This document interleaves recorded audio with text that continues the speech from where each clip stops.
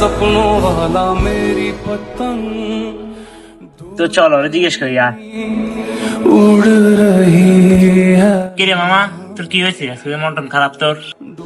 কি বলবো মামা, বাপের কালো চুল সাদা হচ্ছে, এখন পর্যন্ত ভালো একটা ক্যারিয়ার করতে পারি নাই।